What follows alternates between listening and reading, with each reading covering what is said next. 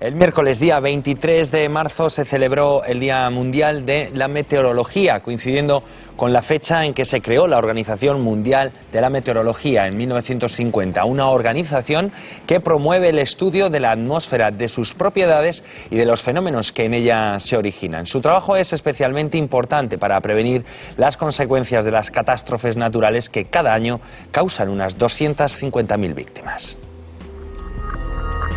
La diferencia entre tiempo y clima es que el tiempo se refiere a las condiciones meteorológicas en un momento determinado, mientras que el clima es las condiciones meteorológicas promediadas sobre un intervalo de tiempo más largo. Por ejemplo, podemos hablar del tiempo que hace ahora, pero no debemos hablar el clima que hace ahora, eso sería incorrecto. Podemos hablar del clima que hubo en el mes de enero o en el mes de febrero o el año pasado. Esa sería la diferencia. La vigilancia del clima es fundamental para la toma de decisiones en muchos sectores, por ejemplo, en el sector agrario, en el sector de recursos hídricos, todo relacionado, por ejemplo, con el seguimiento de índices de sequía. También para el sector energético, el de la salud, el del turismo, el del transporte o el de las infraestructuras. Si nosotros, por ejemplo, y esto es algo que está pasando muy recientemente, hay inundaciones periódicas en determinados sitios y tenemos memoria de ello, pues ya sabemos que en ciertos sitios no hay que construir, no hay que tener actividades que puedan verse afectadas por las inundaciones. Yo me acuerdo de la ola de calor que hubo en el 2003, que murieron mucha gente, consecuencia directa o indirecta, y murieron sobre todo en Francia, en Alemania, y aquí no es que no hubiese menos calor, pero es que estamos más adaptados, las casas, la forma de vida, y esa adaptación es la que nos permitió que tuviésemos menos muertes por esta ola de calor. Para vigilar el clima es imprescindible el trabajo que llevan a cabo los observadores de meteorología. Los pioneros de la observación meteorológica en España ya estaban a finales del siglo XVIII. Las primeras observaciones sistemáticas de precipitación en España proceden de la década de 1790 en la estación meteorológica San Fernando. Luego, la observación meteorológica en España pues ya tiene más de 200 años.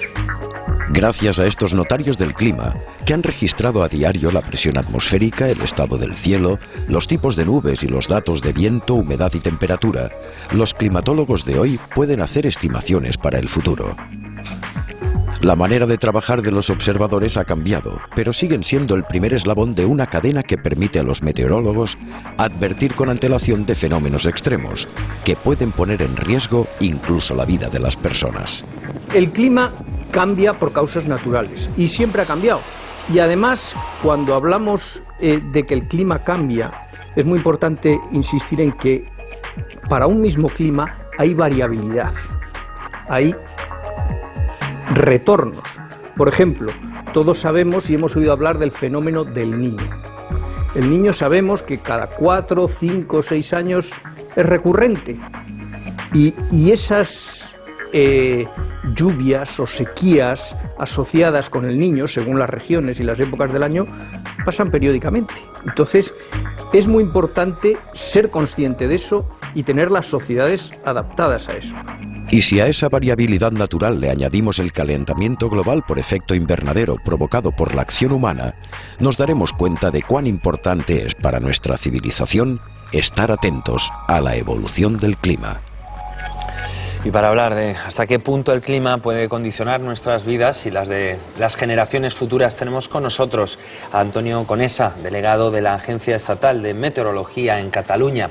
Nos acompaña también Manuel Cervera Mas, observador de meteorología, colaborador de AEMET en Buñol, Valencia. Y por último, Jerónimo Lorente, catedrático de Física de la Atmósfera en la Universidad de Barcelona. Muy buenos días a los tres, gracias por acompañarnos. Buenos días. Bueno, me gustaría empezar diciéndoles, ya saben, que el lema este año, ¿no?, del Día Mundial de Meteorología fue el clima y tú. Pero ¿para qué sirve, no?, conocer un poquito el clima? ¿Somos conscientes, profesor, de la importancia del clima en nuestra vida? ¿Nuestra vida condiciona el clima? Bueno, yo creo que somos muy conscientes de la importancia que tiene el clima.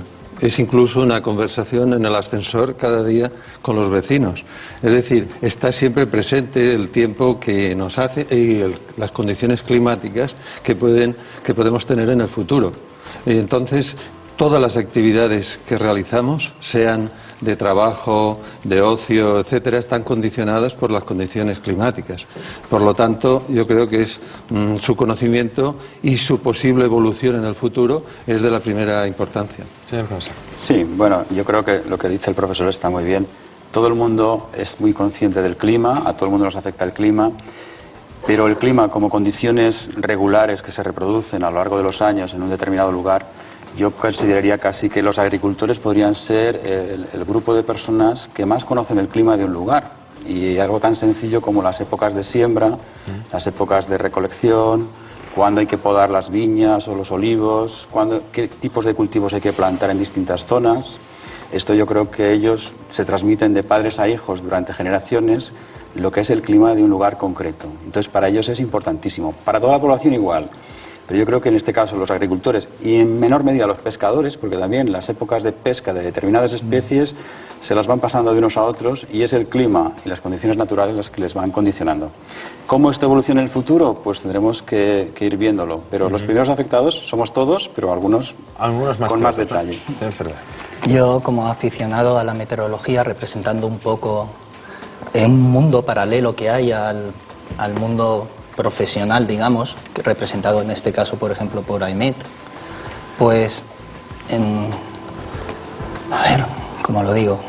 Digamos que somos el primer eslabón en la recogida de datos diaria para luego, con esos datos, crear series temporales, generalmente de unos 30 años, y a partir de ahí los catedráticos, estudiosos en climatología sacan conclusiones. ¿Cómo va a evolucionar el tiempo? Claro, el papel del meteorólogo es fundamental. Sí, bueno, yo enlazando con lo que dice Manel, a ver, el papel del colaborador meteorológico es importantísimo para una institución como la Agencia Estatal de Meteorología.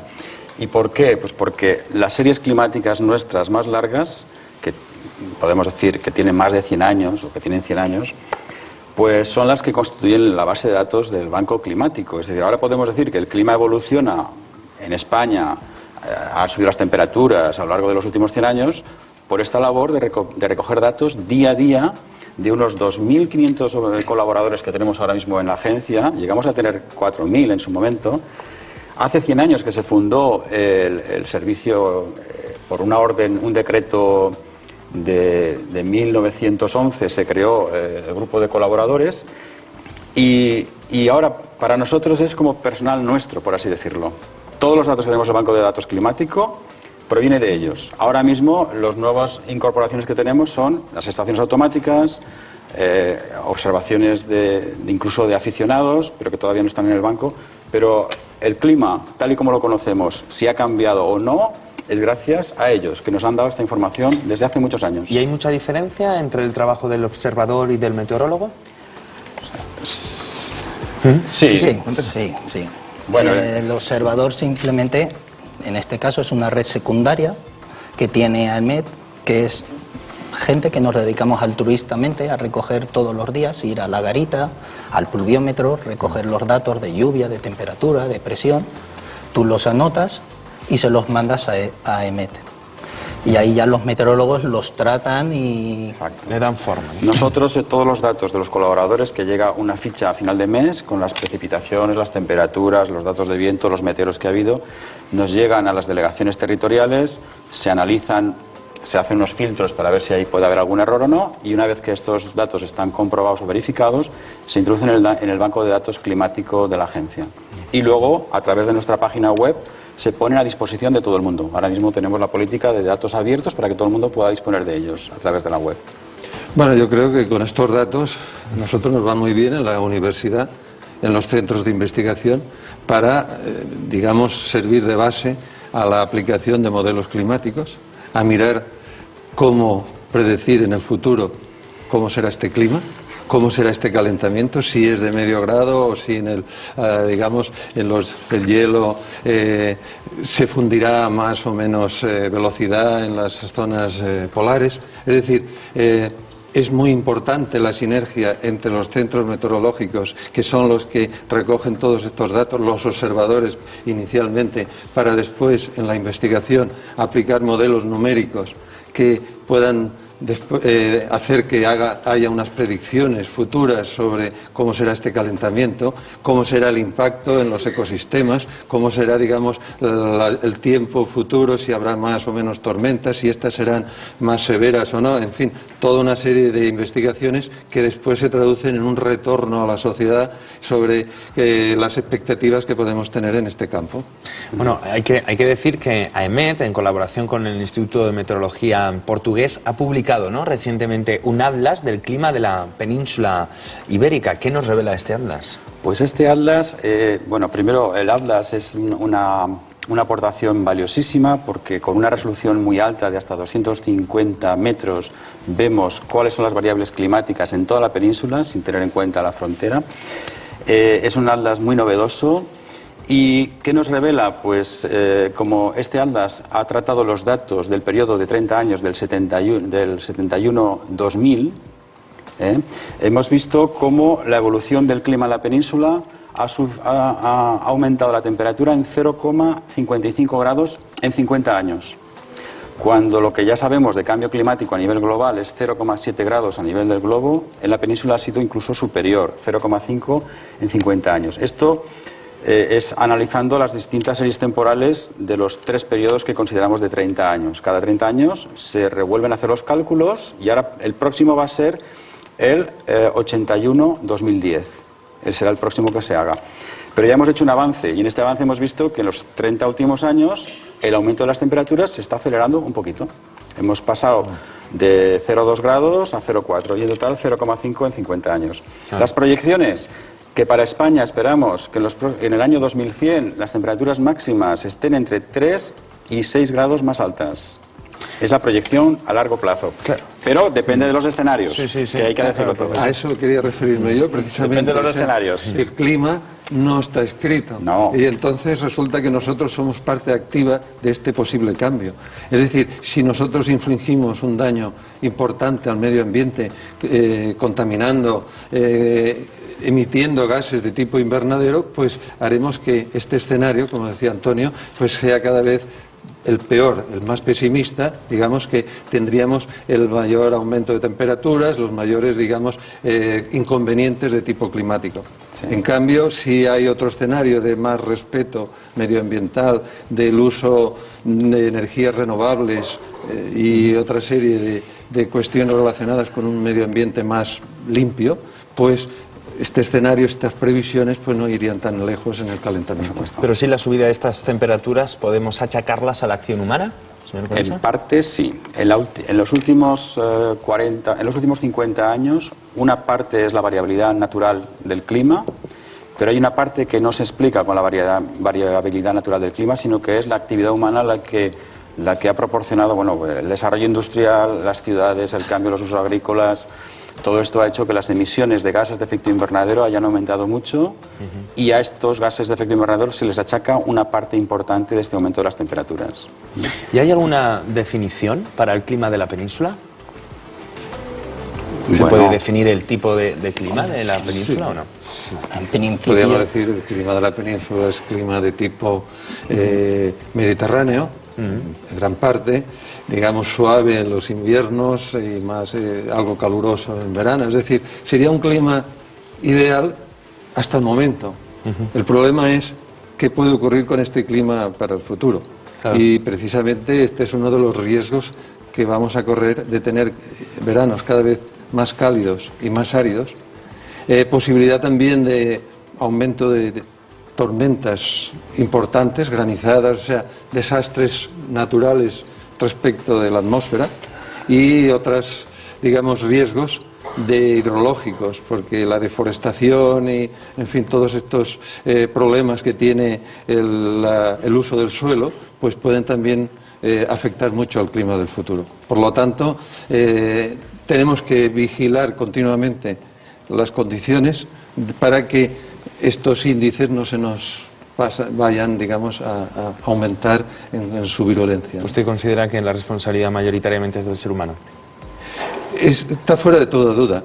Como decía Antonio, en el tercer informe del cambio climático, del IPCC, había alguna duda de si era la causa antrópica la más importante en el cambio del calentamiento global. En el cuarto informe, ya fuera de toda duda, es el preámbulo, lo pone que en un consenso internacional de más del 95% de autores del estudio, científicos, prácticamente no hay ningún estudio serio que diga que el cambio global que actualmente tenemos no se debe a la acción humana.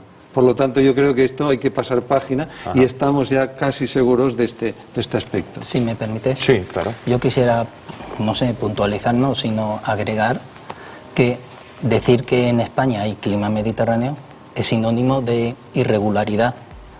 Quiero decir que podemos tener un periodo seco, como fue el año 92-95, y no por eso es achacable todo a cambio climático. Antes, en los años 80, en la década de los 70, han habido otros periodos, pero sobre todo la del 92-95, tal vez por el boom mediático de los medios de comunicación, parecía que España iba a acabar como un desierto, que ya estábamos encarados a acabar como un desierto, y luego han habido periodos más húmedos y no es todo achacable a cambio climático. Hay mucha variabilidad. Es que decir clima mediterráneo es variabilidad, es irregularidad. Sí, estoy de acuerdo. Aquí yo muchas veces, hablando con agricultores y con gente de la calle, nos dicen, es que antes llovía mucho más, claro. La gente, cuando han sido más jóvenes, en los años 60 y principios de los 70, hubo una década que llovió mucho. Pero claro, entonces ahora todo el mundo dice, bueno, ahora llueve muchísimo menos, pero cuando miramos las series largas desde el año 1800 y pico, vemos que es lo normal, que hay una irregularidad muy grande en periodos secos, en periodos húmedos, a lo largo del año. Entonces, nosotros pensamos que el clima cambia más por nuestra percepción de lo que realmente cambia. Cuando miras las series, entonces te das cuenta si realmente cambia o no. En el caso de las lluvias, no hay tendencia. En todos los estudios que hemos hecho de cambio climático, las temperaturas sí que han demostrado una subida, pero en cambio las precipitaciones no hay señal. Seguimos pensando que el comportamiento prácticamente es el mismo. Y es eso, los años 60 y 70 llovió muchísimo y claro, nos ha quedado en la mente. Antes llovía mucho más, sí, pero más atrás no. Bueno, yo creo que se podría decir que la irregularidad que hay en el clima, la variabilidad natural del clima, tiene una amplitud, es muy superior a la variabilidad debido al cambio climático. Pero las dos cosas no son contrapuestas, porque en un ambiente que tenemos de calentamiento global podemos tener esa irregularidad, pero con temperaturas cada vez más altas. Es decir, que se superpone el cambio climático a la variabilidad natural del clima que tenemos. Y de hecho hay algunos efectos achacables, posiblemente achacables al cambio climático, que serían, por ejemplo, la frecuencia en las tormentas severas, en los vientos extremos. Hemos pasado el año 2010 un año de desastres naturales meteorológicos enormes. Pakistán, Australia con la Niña, enormes. Es decir, esto es parte del cambio climático, no directamente, pero sí que es uno de los efectos posibles que a lo largo de los próximos 50 años sintamos. Sequías más extremas, olas de calor más intensas, fenómenos extremos más intensos también, vientos. Hemos tenido aquí la borrasca Cintia, que con el aumento del nivel del mar, más el oleaje que se formó en Francia, saltaron los diques, inundaron zonas que estaban habitadas por chalecitos con gente jubilada y hubo muertos. Es decir, que los efectos combinados del cambio climático que ya hay, que ha subido el nivel del mar, que están las temperaturas más altas, con la variabilidad natural que tenía el clima, el tiempo atmosférico, los efectos son más potentes. No podemos decir que esto ya lo demuestra, pero sí que es un efecto posible, una consecuencia posible del cambio. Es que en algunos casos eso casi está demostrado. Hace un mes y medio salió en la revista Nature un trabajo sobre un grupo de estudiosos del clima en Suiza que demostraban con métodos, digamos, muy fiables que gran parte de las lluvias torrenciales que habían habido recientemente en el Reino Unido pues eran achacables directamente al calentamiento global. Ya no es una hipótesis, sino es, digamos, herramientas, modelos que tienen en cuenta todas estas peculiaridades y que se incorporan, digamos, a la investigación actual de muchos grupos. O sea que en esto ya cada vez hay menos dudas, no en el sentimiento de que el clima está cambiando, sino también de que esto nos va a estar repercutiendo tanto en el número de tormentas severas. Precisamente las tormentas severas, así dicho en resumen, pues son una de las consecuencias importantes que podemos tener en el cambio climático, porque implica que el calentamiento global le da una mayor potencia al desarrollo de las nubes, a los fenómenos de tipo severos. Nosotros sabemos que aquí, en nuestras latitudes, digamos en las latitudes más cálidas, pues las tormentas son más fuertes que en las zonas, digamos, polares. Por eso, si echamos, digamos, como una vuelta de, digamos, al gas, o sea, al calentamiento global que tiene la atmósfera, pues la virulencia puede ser mayor. También aclarar que vayamos hacia un calentamiento global no quiere decir que no vayan a haber en esos mismos periodos o años fríos. Por supuesto.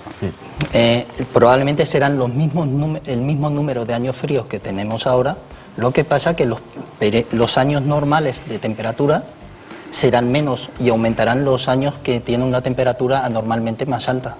¿Y las administraciones toman medidas de sus predicciones? ¿Les escuchan? Sí, bueno, es muy importante que agencias como la Agencia Estatal de Meteorología, instituciones del Estado, ahí está la Organización Meteorológica Mundial que da unas recomendaciones para hacer lo que es el seguimiento de las temperaturas y del cambio climático a través de toda la red de observaciones, colaboradores y todo. El siguiente paso es que se generen escenarios climáticos, y de hecho en la EMET hemos hecho escenarios climáticos regionales para ver cómo evoluciona el cambio climático. Son modelos globales, pero cómo se espera para la península. Entonces, en base a esos escenarios climáticos regionales, pues salen unas recomendaciones que a través del Ministerio de Medio Ambiente se da pues para las instituciones, para las empresas, para los particulares. Es decir, si dan un escenario de qué es lo que va a pasar en 20 años o en 30 años, cuando hay que planificar una estructura, por ejemplo, una torre de comunicaciones, pues si los vientos van a ser un poco más altos, pues hay que reforzarla. Torres eléctricas, hemos tenido casos de que las torres eléctricas se han colapsado porque los cálculos no estaban suficientemente bien hechos. Puentes o canalizaciones, si vamos a tener lluvias más intensas, los caudales van a ser mayores, la resistencia de los puentes tiene que ser mayor. Paseos marítimos, si sube el nivel del mar y encima tenemos oleajes en mareas altas, un paseo marítimo se lo puede llevar si no está bien calculado. Entonces, afecta a toda la actividad económica del país y a las instituciones. Yo diría que la adaptación al cambio climático en los países desarrollados no es ningún problema, porque ya se están intentando adecuar las infraestructuras a esto. El problema es los países en vías de desarrollo, los países, digamos, subdesarrollados, que no tienen esos recursos que podemos tener nosotros y que son los primeros que van a pagar las consecuencias de este, digamos, cambio global que hay. Bueno, ya que le tenemos aquí, señor Conesa, me va a permitir que le pregunte cómo se prevé la primavera, que los primeros días prometía, pero volvemos a abrigarnos. La primavera. Bueno, la primavera, hablando primavera en periodo de 3 meses, los próximos 3 meses, nosotros lo que hacemos es hacemos una predicción estacional. La predicción estacional es una predicción que se basa en modelos de océano-atmósfera y que lo que nosotros podemos decir son cómo van a ser los valores promedio en 3 meses. Entonces, la última predicción estacional que hemos hecho nos dice que las temperaturas y las precipitaciones para la península van a estar alrededor de los valores normales. No se esperan grandes diferencias respecto a los valores normales. Hay que decir que es una predicción casi experimental, la estamos dando al público y que la fiabilidad no es muy alta, hay que decirlo así. Pero es una predicción que ya hay demanda. Cuando la señal del niño y la niña son potentes, la fiabilidad de la predicción es mucho mayor. Ahora estamos en un periodo que ya que está cambiando. Entonces, alrededor de los valores normales. Es decir, lo más probable es que suceda lo que es una primavera normal, tanto en precipitaciones como en temperaturas. Bueno, de momento no nos olvidamos de la Rebequita, siempre con nosotros, ¿no? Muchísimas gracias, caballeros. Ha sido un placer hablar con ustedes del clima.